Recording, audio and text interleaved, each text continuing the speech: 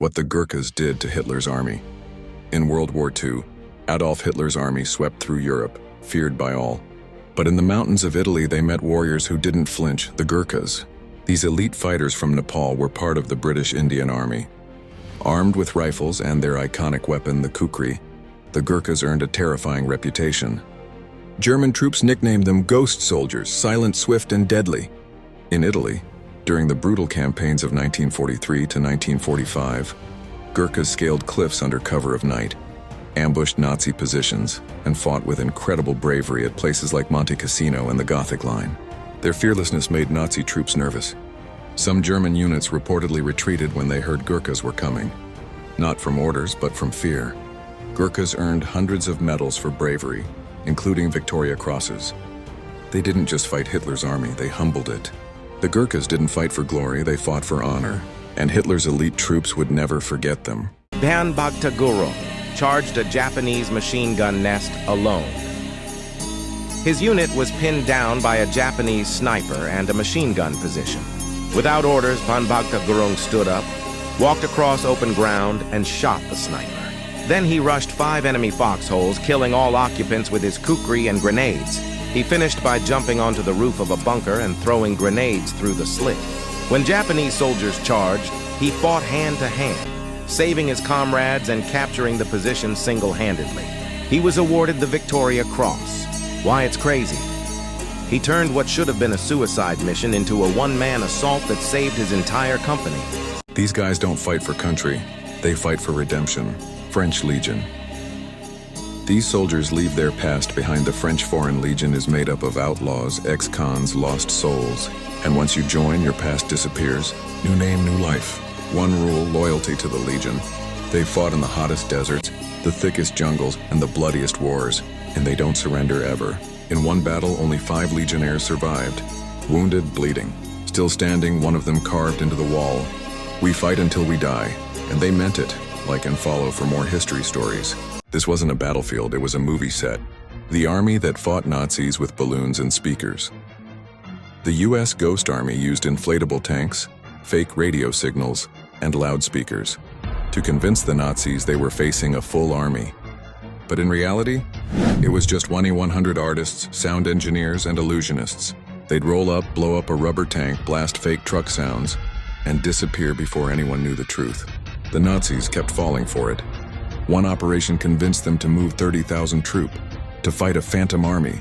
They weren't killers, they were creators, and they saved thousands by making war look real when it wasn't. Like and follow low for more history stories. They weren't just fighters. They were protectors, fearless, relentless, unbreakable. Khalsa warriors, the lion-hearted order. The Khalsa was formed to defend the helpless and destroy tyrants. Every warrior was baptized by steel, trained in sword, spear, and gun. They rode into battle chanting, "Victory belongs to the fearless." Outnumbered didn't matter. They didn't fight for land, they fought for justice. And if one fell, another would rise. Even their enemies wrote, "The Khalsa do not know fear," and history remembered them as warriors with the soul of lions. Like and follow for more history stories. The jungle ghosts that hunted Japanese soldiers in World War II. You've heard of paratroopers, commandos, but have you heard of the Chindits? British-led deep jungle warriors who went behind Japanese lines in Waitu and disappeared. No roads, no backup, no clean water, just raw survival. They hacked through the Burmese jungle, ambushed supply lines, blew up railroads, then vanished again.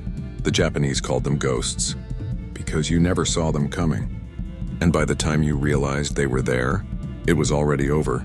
Follow for more history stories. Why Nazis feared the Gurkha's blade.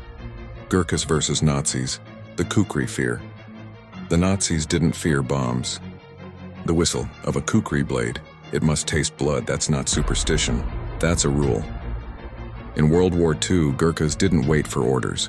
They stormed Nazi bunkers with nothing but blades and rage. One Nazi survivor said, "They came out of the smoke and didn't stop cutting." These weren't normal soldiers, they were ghosts with knives. And when the kukri whistled, even the Nazis ran. Subscribe for more history stories, Em. It sounds like a myth. Horses charging tanks, but it happened. Polish cavalry versus Nazi tanks. And they won. When Nazi Germany invaded Poland, a cavalry unit spotted a German convoy, stopped, unguarded. They drew sabers and charged. The Germans panicked. They weren't ready. The Polish cavalry sliced through the infantry.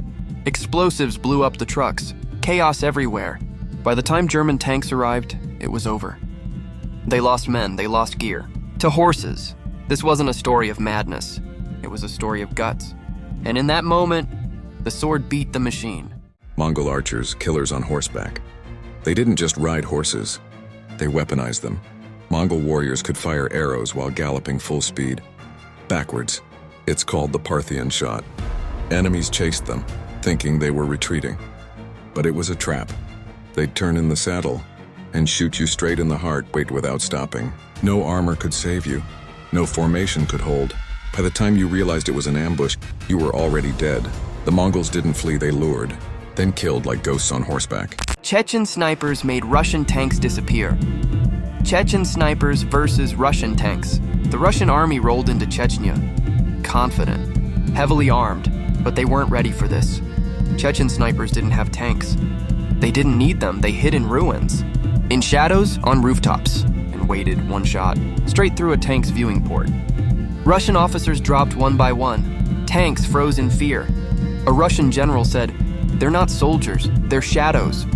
The Chechens didn't fight to win. They fought to haunt, and the Russians never forgot. Subscribe for more history story.